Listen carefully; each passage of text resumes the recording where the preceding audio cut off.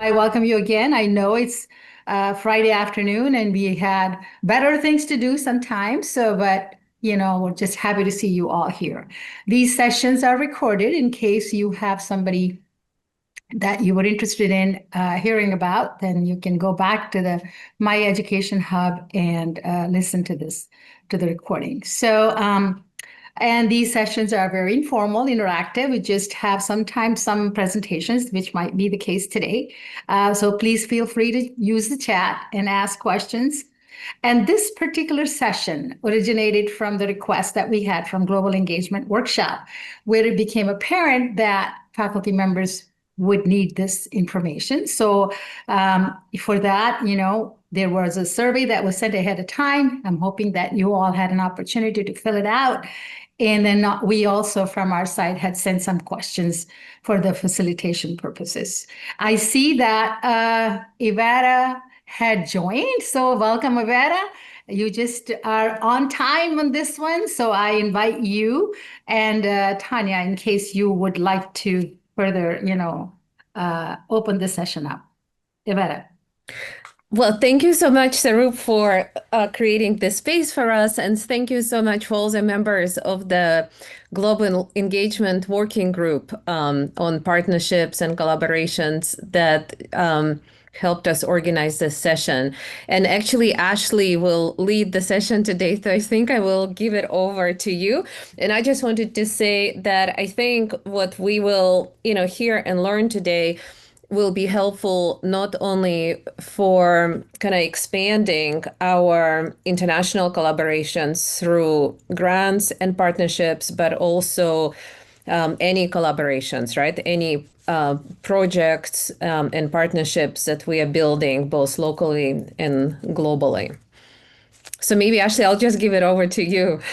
Absolutely. Thanks so much. So we're really excited to present to you all today. The title of today's workshop is called Demystifying Grants, an overview of our college's grant support ecosystem. And it really is an ecosystem.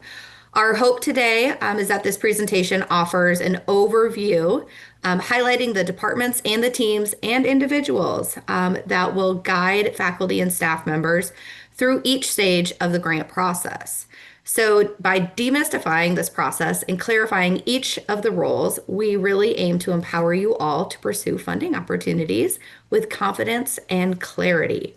So again, thank you for filling out that survey. We did receive a number of responses. And because of that, I'm going to go over the top 3 things that you all said that you were hopeful to get out of this session. So the first one is finding and matching funding opportunities. Number 2 is understanding internal MLFC and ASU support resources. And number 3 was writing stronger proposals. And so we hope at the end of this, you either have some new skills or at least the knowledge to know where to go find those additional supports. I'm really excited to introduce the 2 team members that will be going through our slide deck today. So we have Kim Bukait, who is our Research Development Manager, and also Michaela Marati, who is our Senior Research Advancement Administrator. I am going to advance the slides today. So these are all of the things that we're going to go over, our RD and RA services, eligibility and funding announcements. So walking through those that you all hopefully are getting. And if not, we'll tell you how to be on those email blasts. Notifications and timelines, how to build a strong proposal. We do have a guest panel closer to the end. So we have some faculty members who have collaborated and been very successful in writing grants and receiving grants. And then we also have a time at the end for all of your questions. Okay, so I will turn it over to Kim. So as Ashley mentioned, my name is Kim Bukait, and I'm the RD manager in MLFC's Research Development Office. Today, I'm going to share with you the primary proposal development support services that our Research Development Office provides to faculty and staff. One of our fundamental services is searching for funding opportunities for the college. Daily, we look for and disseminate funding opportunities that align with your research interests, so you don't have to sift through hundreds of irrelevant calls. Last year, we disseminated nearly 400 e-summaries, which are funded opportunities that we vetted, summarized, and disseminated to targeted faculty and staff. We also offer additional custom support for requests upon request, such as custom funding searches for identified projects and feedback analysis on any declined proposals. Another fundamental service we provide is editing services for proposal narratives and graphics to help ensure your ideas are presented clearly, competitively, and in compliance with sponsor requirements. I'll elaborate more on these services as we move through the presentation. But before we move along, I wanted to take a moment to clarify some terminology in this context. Today, we're primarily using the term funding announcement, or FA, but you may also hear other terms that essentially mean the same thing. The terms such as funding opportunity announcement, or FOA, notice of funding opportunity, or NOFO, request for proposal, or RFP, or simply funding call. And just to complicate things further, our office's emailed summarized versions of funding announcements are often referred to as e-summaries. Because some of our office's processes and services intersect, Michaela and I are going to go back and forth here. So I'm going to turn it over to Michaela. Michaela? Hello, everyone. And hopefully I'm off mute. Great. So the links that Kim was talking about, I just dropped them all in the chat for anyone that wants to follow along. We have several links in this presentation just because there are so many resources on ASU's website, especially KEs outside of MLFC. So those are there for you to copy paste in case, I'm sure they'll be in our slides when we send them out too. But anyway, I'm Michaela Morati. You may have worked with me before. I'm the pre-award research advancement RA. My role is really administrative. So when you discover that you want to apply to a funding opportunity, we generally ask you to fill out our proposal intake form first, which alerts us to contact you for service. And here's some of what I do. I help you dissect your funding announcement, which may be FOA, RFP. They have a lot of different names for funding announcement calls, depending on the sponsor. I can help you build a checklist and like a timeline proposal plan for what might be required. I can help you coordinate with some of your stakeholders, like work with your faculty co-PIs on their bios, as well as outside of MLFC and other units. I can help your subrecipient institutions with any forms that they may need to turn into us. Of course, helping you build your budget, helping with the administrative forms, especially for federal sponsors. Department of Ed, NSF, they have their slew of government forms that they require. So navigating those. And then, of course, I act as the middle person between ORSPA and our unit, interacting with our grants officers. So in communication with me, you may see me refer to the GCO, which is our grant and contract officers in KE. They're actually the authorized reps for the university. So they have the permission to sign off on these grant proposals with federal sponsors or apply any other necessary signatures. So I help facilitate that process. As well as, would you advance the slide, Ashley? A big thing that we do is help determine eligibility as well. And Kim Bukite in RD does this as well. If you're receiving funding announcements from her via her newsletter, those are pre-vetted for eligibility. So we're probably not sending out anything that we're not eligible for. So she does vet the sponsor limitations, which is the first bullet there, which is a big limiting factor on whether or not we can apply, right? So we need to make sure that we're eligible to the sponsor, both as ASU or that the PI is eligible.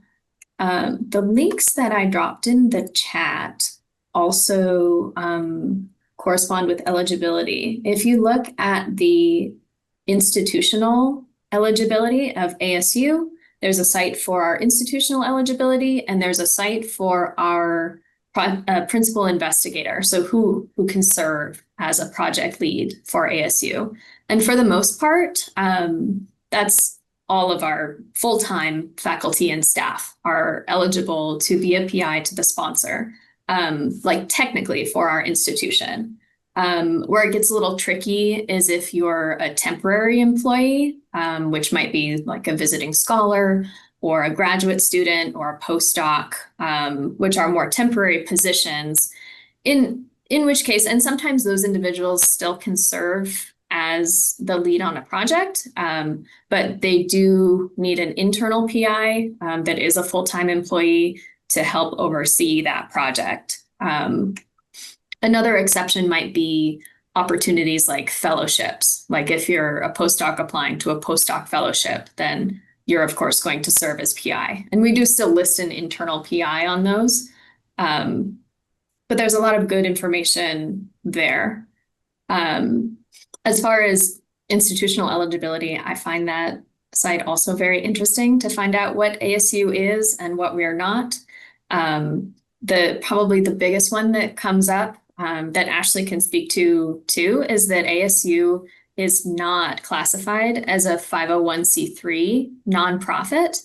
And that's why we work with the ASU Foundation so often. So if you're applying to a charitable grant that requires the applicant institution to be a 501c3, we're listing ASU Foundation in that role. So if you have any questions about that, oh, I'm sorry, my last bullet point is departmental considerations. So although almost all faculty and staff might be technically eligible to be a PI on a project, on a grant project, you should, of course, still be checking with your departmental supervisor, with your dean or director, if that's necessary, to make sure that you do have the effort available in your role to serve in that capacity. And I'll leave it to Kim about finding funding opportunities. Finding the best funding opportunities. Our targeted discovery process starts with the annual faculty survey, which is now in its second year. I know most of you filled it out. If you haven't already, there's a link in the chat. This tool collects research and area of interest keywords from faculty and staff for our database. And those keywords really drive our targeted funding announcements, or our e-summaries. Each Friday, we compile the targeted calls from that week into the RD weekly newsletter there on your right. This weekly digest is sent to all faculty and staff. If you're not currently on that email list, please contact me and I'll happily add you. Know that all of the active funding opportunities that we disseminate are also posted on the MLFC funding calendar for easy reference, and that should also be in the chat. Custom support. In addition to our regular targeted funding announcements, excuse me, we also offer customized support for faculty who are seeking funding for a specific project or idea. To request a custom funding search, you'll just need to complete our funding search questionnaire, which you'll find on our new website. It's actually not live yet, but it was supposed to be live today, so it will be soon. And that link is in the chat. Or you can email me to request a questionnaire in the meantime. Once we receive your completed questionnaire, we'll schedule your search and typically turn the results around in 2 weeks. I did want to note that when we conduct a custom funding search, we may flag some like private sector, i.e. foundation or philanthropic or corporate opportunities, asking you to connect with Ashley prior to pursuing that particular call. And Ashley's going to expound on that just a little bit. Yeah, thanks, Kim. It's important to note that any philanthropic opportunity that Kim sends out, if it's in the newsletter or on a custom funding search, that has already been vetted through my office. So we are not sending anything out to you that is an opportunity that you cannot apply for. And there's times where Kim is going to ask that you connect with me in my office because we might already have a relationship with that funder. And what that means is that we might be able to get you a meeting with the program officer or connect with other units across the university that have received funding and ask their their opinions and get some of their feedback on what we're trying to do because they might have some insight. And then if we have any other intel on this foundation. So we'll just ask that you connect with us and we can work with you to build out your proposal and help submit it through the typical channels. So lastly, I should say on the lower right, that's a poll from our new website. So you can see that it has some buttons there for custom funding search and booking one-on-one meetings. And so I did want to talk about booking a one-on-one meeting with us. If you'd like to talk about funding opportunities, discuss your sponsor feedback and resubmissions, review anything proposal related, or request additional resources to help with proposal development. You can book a meeting directly from our website, as I mentioned, through the link in our weekly newsletter, or from the link in my email signature. Okay, back to you, Michaela.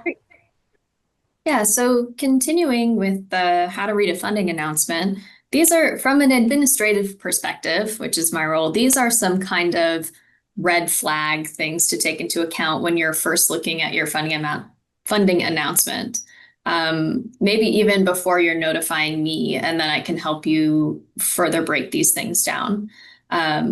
So when you're looking at your funding announcement, you want to determine your requirements, and of course, check eligibility, which we discussed before. It'll give you hints on budget limits, allowable costs, what indirect or overhead rate to apply. That may be in the funding announcement if they have a specific limited rate. It may be that we need to make a determination in another way for how much overhead is going to be applied, whether or not it's going through the ASU Foundation or coming to ASU makes a difference. Things like due dates and the how to submit will really influence your proposal timeline. It'll influence the internal dates, of course, because we need to allow 5 days for internal routing and 3 days for ORSPA review to review your grant proposal.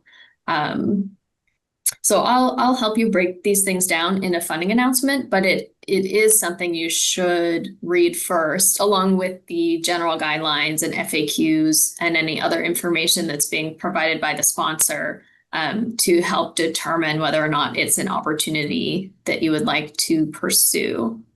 Next slide, please, I think. So notifying us of your intent to submit a proposal, just really quick, this is super basic. It's completing that proposal intake form. To notify me, you may be assigned to me as an RA. We've also been working with KE's Research Advancement Services. The RAs over there are extreme professionals at their job. They do all the things that I do as well.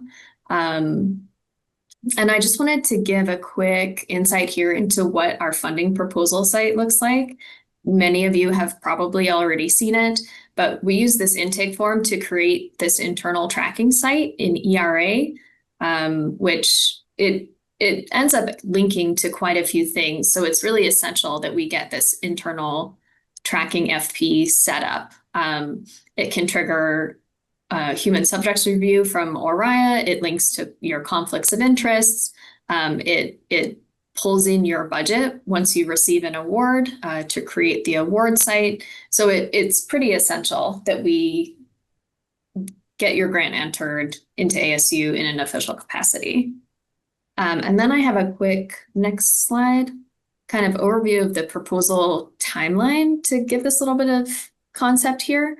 A lot of these things happen in conjunction, but when you first find your RFA or your FA and you decide you want to pursue it, you'll notify us, you'll meet with an RA, we'll help you build the budget. We'll determine if we need to send any questions to the program officer, which is really important to send early, of course. And then we'll collaborate with stakeholders really early, send out any sub-recipient requests as early as we can. Not all institutions can act as quickly as ours. They get backlogged like we do as well. So it's good to send that early. We'll have a first budget meeting, and that's kind of working at the same time as the PI and the project team is working on all of the technical documents. And then in my experience, I find that once the proposal is written, we definitely need a second budget meeting to revise what we've been working on. And then closer to submission date, we go through internal routing steps and ORSPA review. And then back to the project team, building a strong technical proposal. Yes, building a strong proposal. So you've identified a promising funding opportunity and completed the proposal intake form. Now you can focus on building that strong competitive proposal. So I listed a few bullets here on how you might be able to do that. We recommend starting by getting to know the sponsor along with the details of the identified funding opportunity. Read through the full funding announcement and browse the sponsor's website. Learn about their focus areas and funding priorities, along with the type of projects that they've typically funded. And oftentimes that's listed on their site. You may wish to consider partnering or collaborating, either within the college, across ASU, and or externally, to strengthen your proposal's reach and impact. We have several tools to help you identify both internal and external potential partners.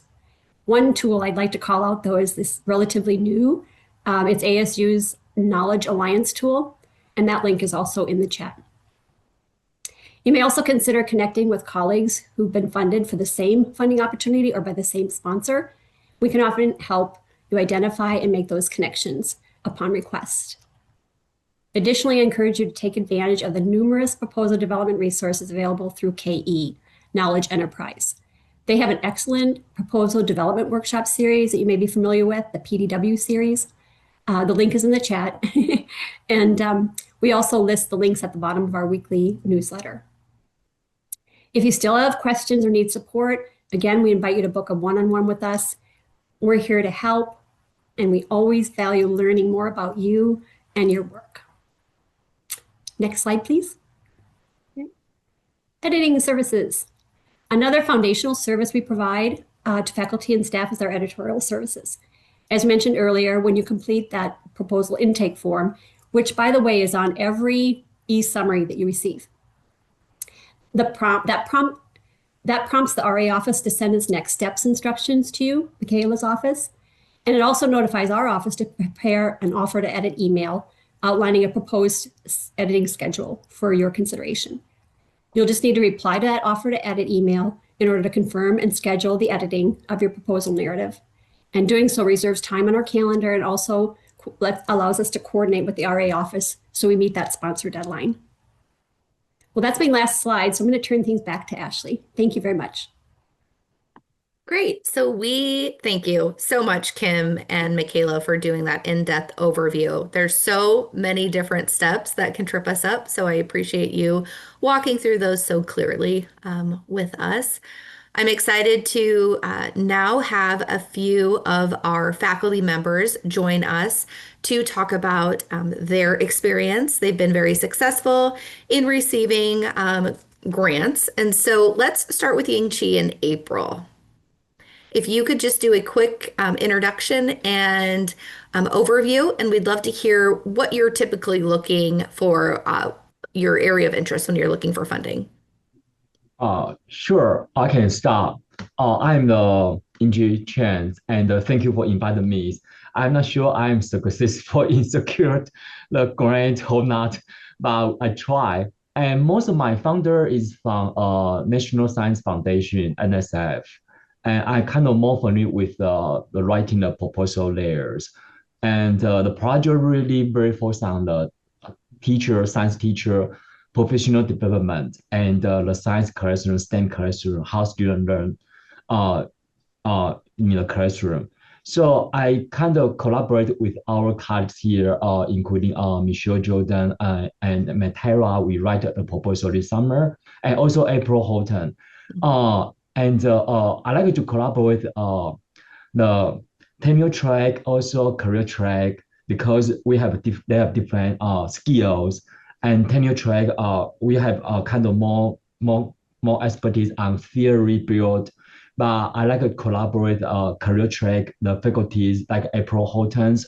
They have a very good relationship with the school district and have a very good teaching skill to develop a professional development in summer or the workshop during the school years. So this part is my current major grant and research. And additionally, I also collaborate with different departments, including computer science. So they are doing about AI and they want to know about education part. So I have a grant with them for several years. And I recently, from last year, Department of Psychology contacted me because my research focused on student uncertainty and struggle. And they are focused on curiosity, so they contact me about to talk. And this year, from last year, they submit a grant. We didn't got from NSF, but this year we submit again. So they want to think about how student curiosity can. They are very focused on the lab. So how can this theory can apply to the classroom? So we kind of collaborate with each others. So I think the collaboration kind of the partner become expand to broader from only our college to our department. And also recently, I also collaborate with other universities because maybe I publish some papers and they contact me. So we start to building some grant together. So including the NSF, NIH, and Spencer. And on the other hand, also kind of during the summer, I write a grant with Tanya. So it's a very good experience because Tanya have a very good skill about very practical skills and collaborate with Morocco or different other countries. So this is my part. Yeah. Great. Thank you so much. And I know you shared a little bit, but can you reflect, and April, chime in here too, but can you reflect on why you think your most recent proposal was successful? What were the components of it? April, do you want to share or I can share for, yeah. Yeah. So, I mean, if I should introduce myself first, but I'm April Holton, and I am a clinical assistant professor. And I met In Chi actually as a doctoral student in the LLT program. So I did my teaching assistance with him as well and had him as a professor in that program. That's how we kind of connected, was through me being a doctoral student. But before I came to ASU, I was in the school districts for 24 years as a science specialist and science teacher, coach, all of that kind of stuff, and really involved in like the local science community. So science education community. So that's kind of like where our collaboration came from. But for success, I mean, I think this is probably why Inchi said, I don't know if it's successful, but our proposal was accepted by NSF and funded, but with just administration changes and all of the NSF crackdowns, it did end up being canceled because it had equity in the title. But initially, I believe that really it was successful because of thinking about that real connection between research and practice, and having students and teachers really benefit from the research. And and I would say that we had a really good start in success. We had all of our teachers recruited, our school districts on board, and we were all set to go, had our professional learning model almost ready and set to get started in the summer before. So it was successful. It just didn't stay funded. So. Yeah, I follow April's, we kind of try building I think we're building a good relationship with the school district, including recently, Yoma and Pendergast and Cartwright, also other school districts have some teacher involved in Phoenix, also including Mesa's. So this summer, we just submit one new grant 2 weeks ago, and we will submit another grant. I think the next 2 weeks. So this kind of we try to. I think it's a very good model. I collaborate with April, so we kind of secure all the support letters and also very clear talk about communication with the school district, what they need and what we want to write in the grant proposal. We can revise. I think it's a very good model, and also including the design, the professional development for their teachers. and also align with our research goal. I think the alignment is very important for now and also for the proposal.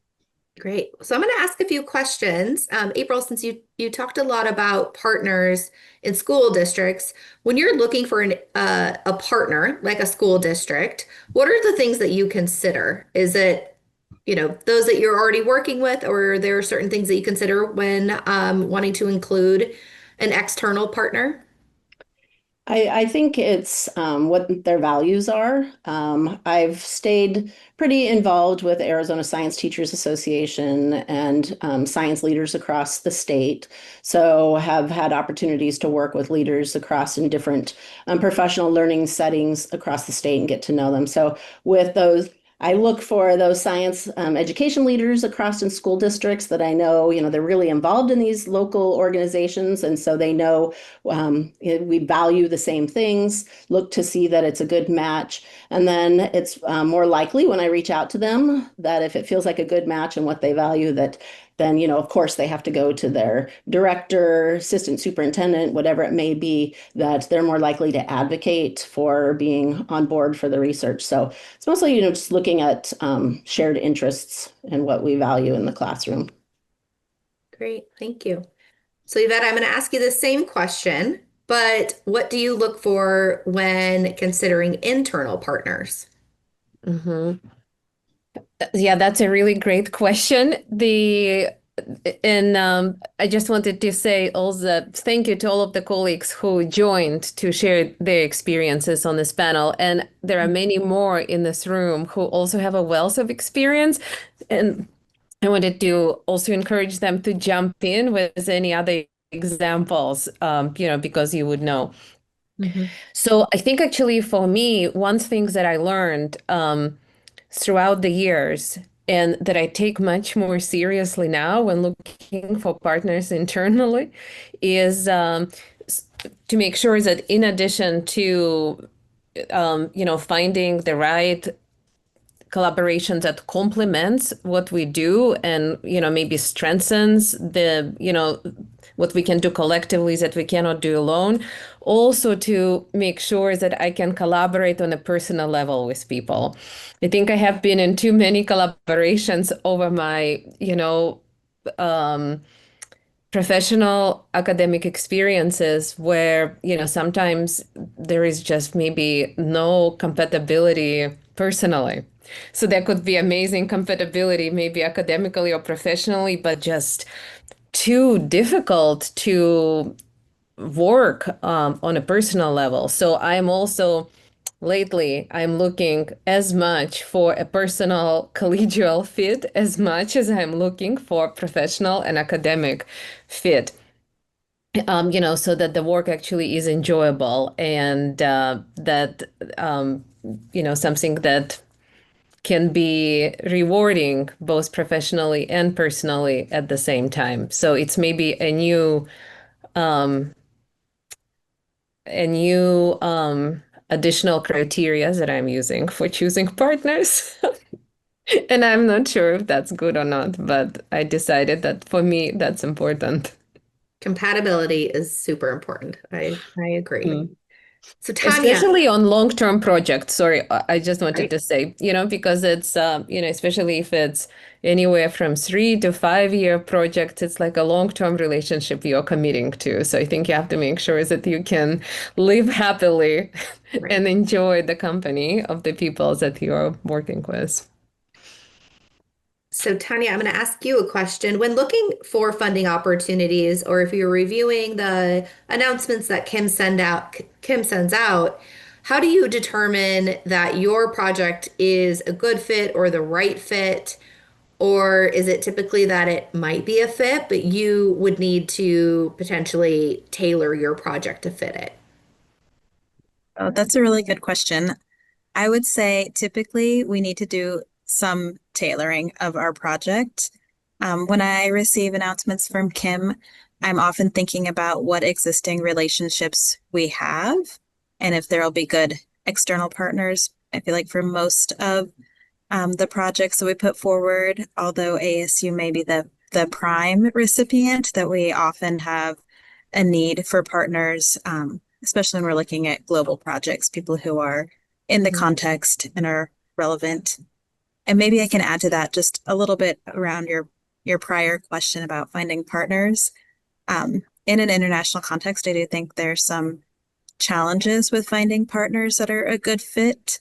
So I've become shameless in trying to do small, low stakes activities with international partners before going in our long-term relationship. Yvette, I like that.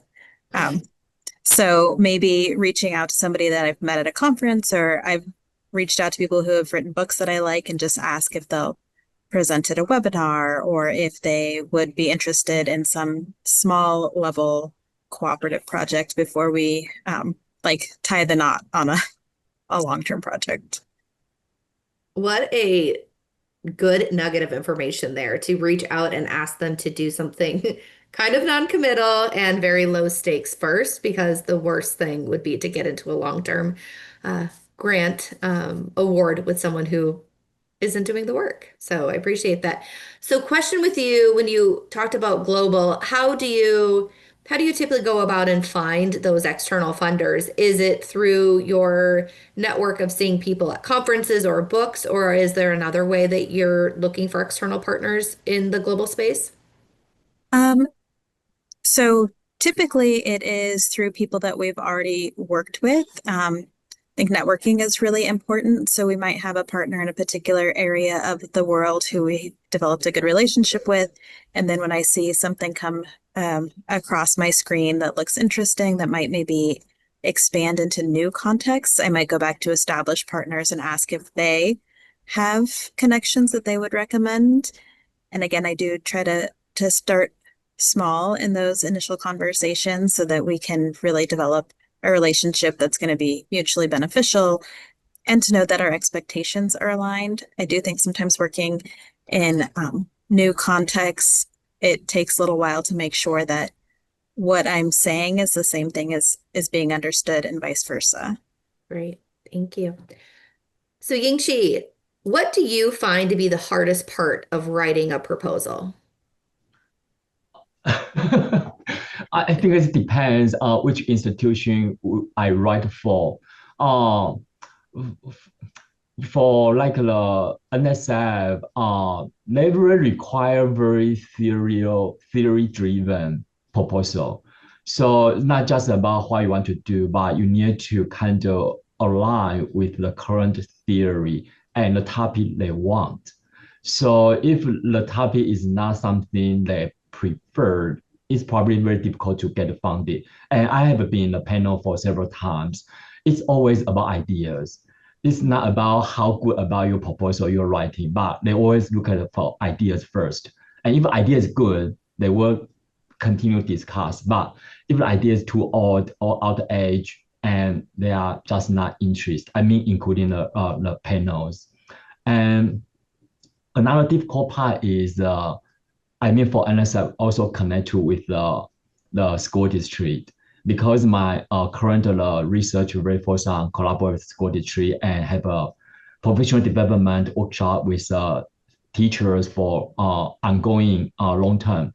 So this part is very difficult. I think a very challenging to get their support letter first, also to understand what they really want, and do they really have a willing to collaborate with us. Not all the school district want to involve too much about what we mean about research. So this part, I think April really do a very great job in terms of connecting with the school district. I also spend some time, but I kind of feel I want to spend more time on the theory development, and so we can do different things. Yeah. Great, thank you. So April, my last question is, think back to the first grant you ever submitted. Could it have been awarded or not awarded? What do you know now that you wished you knew then?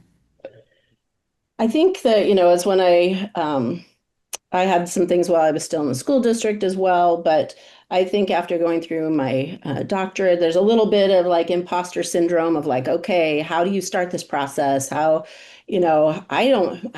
not experienced enough to do this kind of mentality. But I'll tell you, I started at ASU as a professor during COVID times.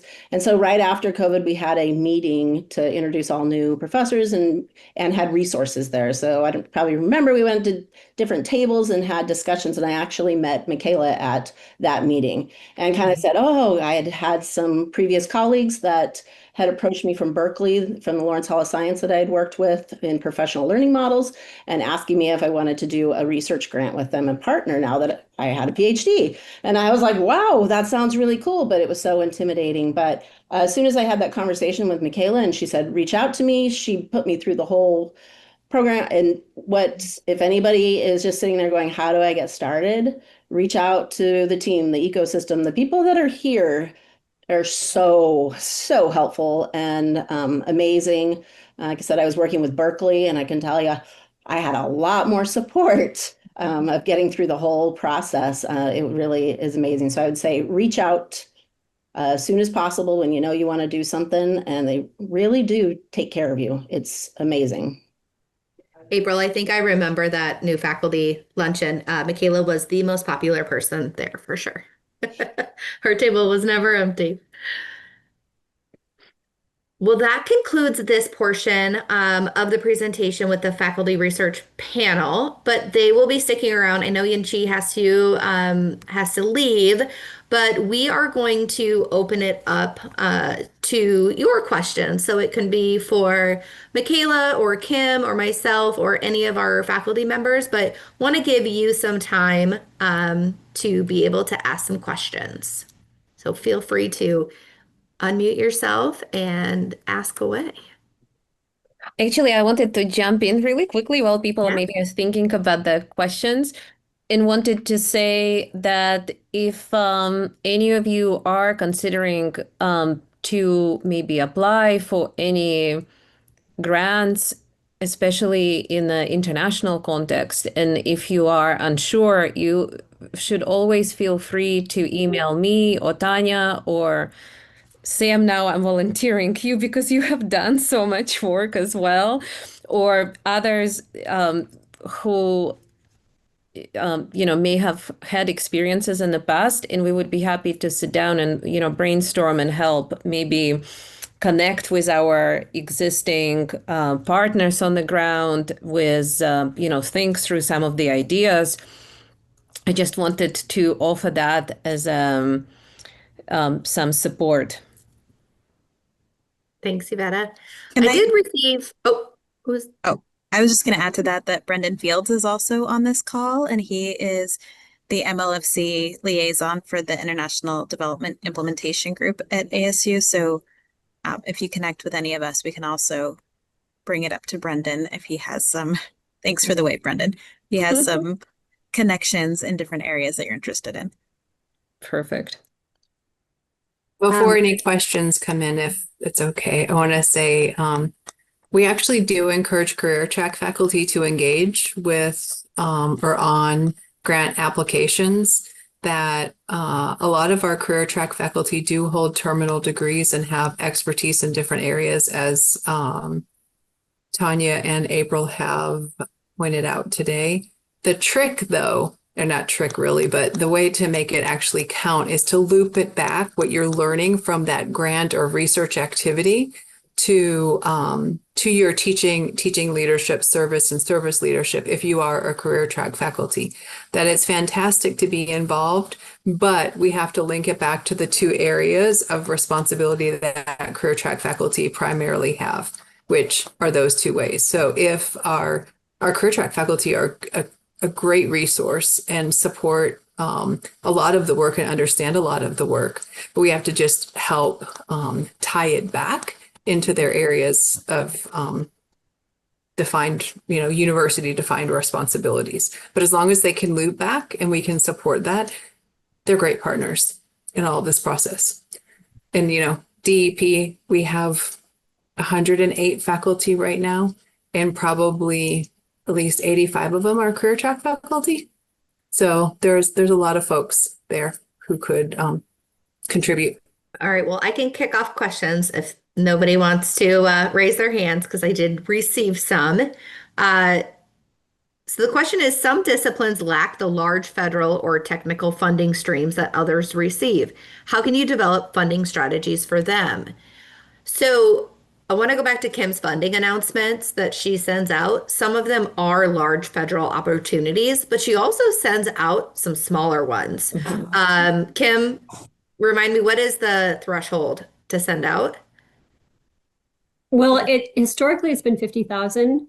Unless I've had some faculty ask, for pilot projects and like for lesser amounts. There is Michaela and I've discussed this. There is a, kind of processing fee, if you will. So 50,000 was kind of the magic number.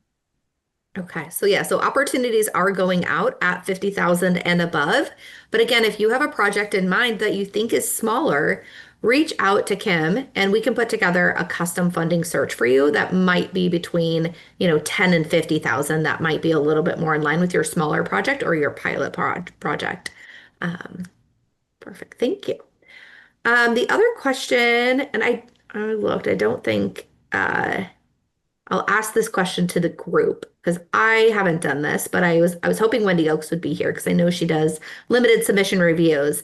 But what common mistakes or warning signs do reviewers notice in grant applications? If anyone in here reviews applications, I would love to hear what you have to say. Otherwise, Michaela and I also have sort of an answer. I was going to say, or if you've received feedback on applications, that might be an insight as well. Okay. One of the things that I have noticed is that when there is no conceptual framework and it turns out to be a very procedural kind of a thing, but there is no framework that guides your work, reviewers don't seem to like that. They really want proposals that are well-grounded and well-developed. And so along with that, I would also like to recognize my collaboration with the Heather Girl Club for the last 25 years. We've been very successful in getting grants in the area of juvenile delinquency, which doesn't happen to be the area in the college. But we have survived for 25 years and supported that line of inquiry. So I think, when you're demystifying this grant thing, it's like it really creates a lot of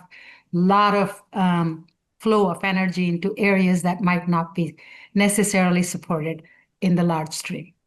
And another plug for Kim's survey, right? Where if you might have interest areas that aren't typically what you would think for a college of education, just make sure that you're filling that out because I bet she has a keyword in there and you might get a funding opportunity that is a little bit outside of what we'd think we'd be sending.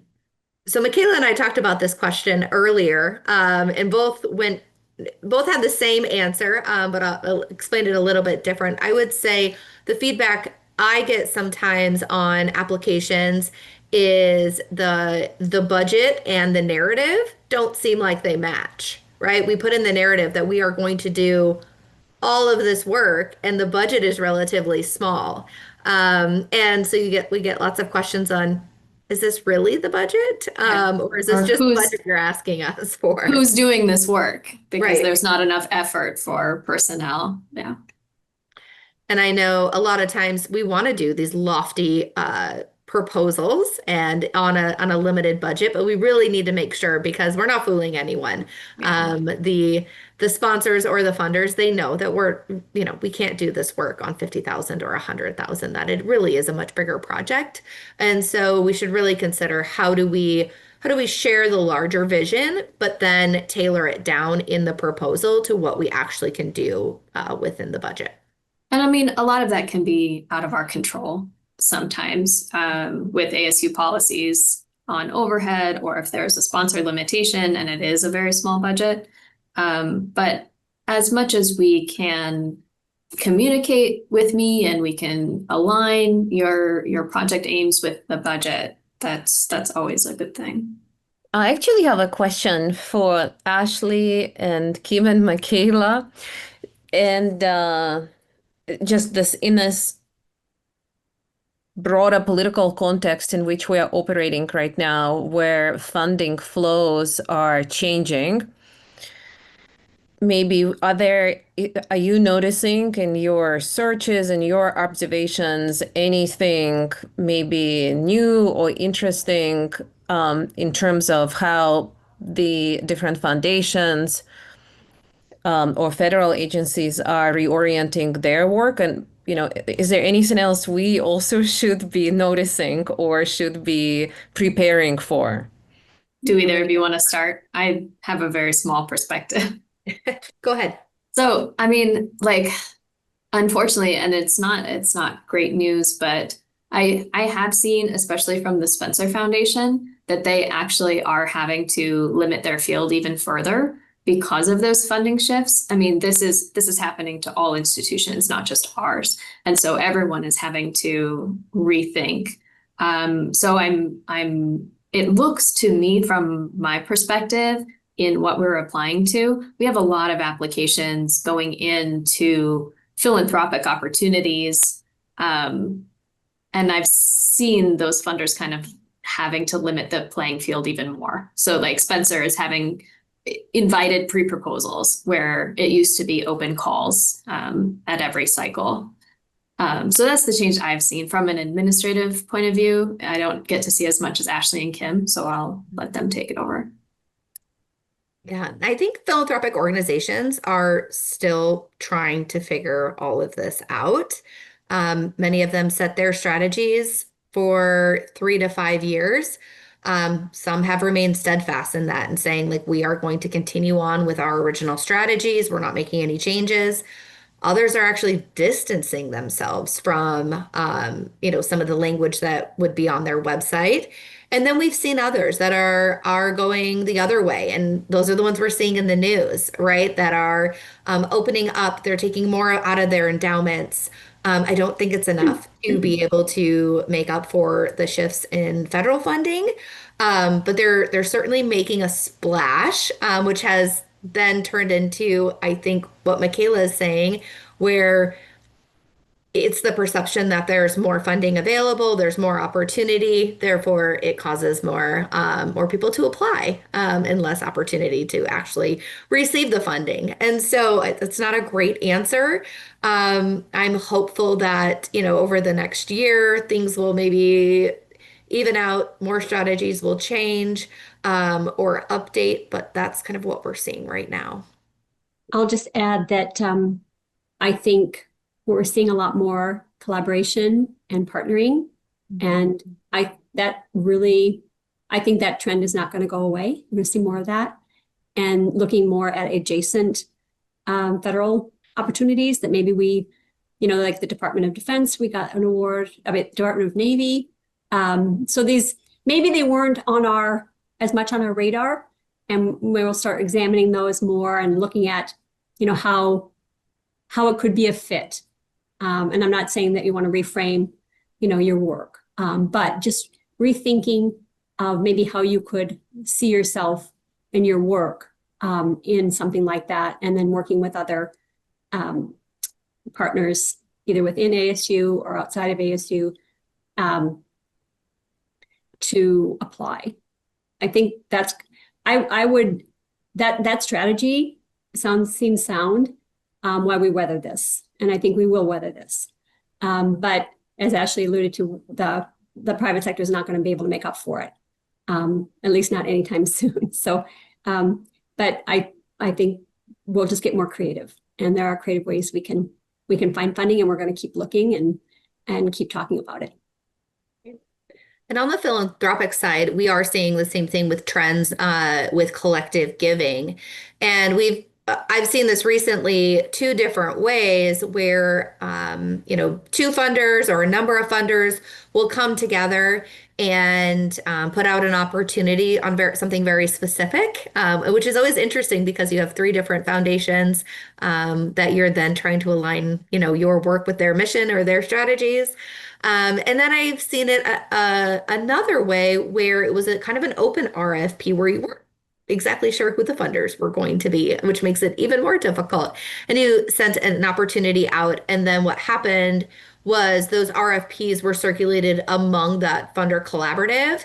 And in this case, we had 3 that came together and said, yes, we want to fund this jointly. And so on the back end, that makes things a little complicated, but on the front end, a little bit easier to just submit your work and see what they think. But funder collaboratives, I think, are going to be are going to stay here for the future. All right, we got 2 minutes left. Want to open it up if there's any other questions. Otherwise, we will give you your 2 minutes back. I told Sarup I'd give her 5 minutes back, so I went That's over. okay. Well, thank you for coming and doing such a great session, great attendance for this session. Thank you, Vera, for bringing it forward from your, side of the town. It's great. And Ashley and Kim and Michaela, thank you for being here and doing such a wonderful job. Thank you all for being here. Happy Friday and a happy weekend. And so we'll see you next week for Faculty Spotlight.